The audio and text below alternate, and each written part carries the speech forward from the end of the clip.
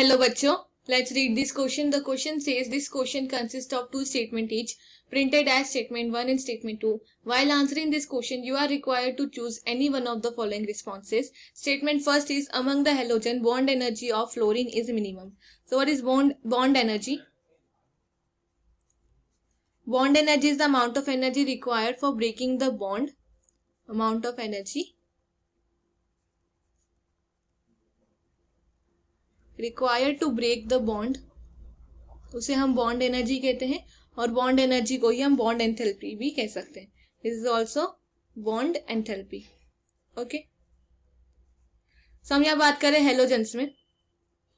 Halogens में सबसे minimum bond enthalpy होती है हमारी आयोडीन की, सबसे मैक्सिमम होती है chlorine, then fluorine, then bromine and then iodine. क्योंकि as we can see fluorine bond, then chlorine की बॉन्ड लेंथ इंक्रीज होती है एंड देन ब्रोमीन में और बॉन्ड लेंथ इंक्रीज होती है, देन आयोडीन सबसे हाईएस्ट बॉन्ड लेंथ देखी जाती है.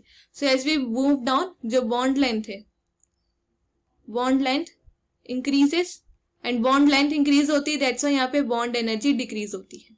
But there is exception between fluorine and chlorine, because जो फ्लोरीन है, फ्लोरीन एटम बहुत स्मॉल है साइज में, it's smallest in size, and fluorine के बीच में जब बॉन्ड बनता है यहाँ पे lone pair of electron present होते हैं, लोन पेयर प्रेजेंट होते हैं, and this lone pair of electron, इनके बीच में रिपल्शन देखा जाता है, रिपल्शन प्रेजेंट होता है. दैट्स व्हाई यहाँ पे इनकी जो बॉन्ड लेंथ होती है वो इंक्रीज हो जाती है, एंड बॉन्ड लेंथ इंक्रीज होने के कारण इनकी बॉन्ड एनर्जी डिक्रीज हो जाती है, एंड हेंस जो फ्लोरीन है, फ्लोरीन की बॉन्ड एनर्जी लेस होती है देन क्लोरीन.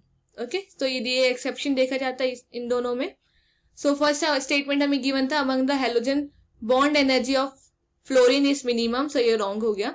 सेकंड है among halogens fluorine atom is small in size, ये ट्रू है, बिकॉज जो फ्लोरीन एटम है उसका सबसे छोटा साइज होता है हेलोजेंस में, एंड इट हैज ओनली, इसका इलेक्ट्रॉनिक कॉन्फ़िगरेशन होता है 1s2 2s2 2p5, that's why भी ये सबसे छोटा है साइज में.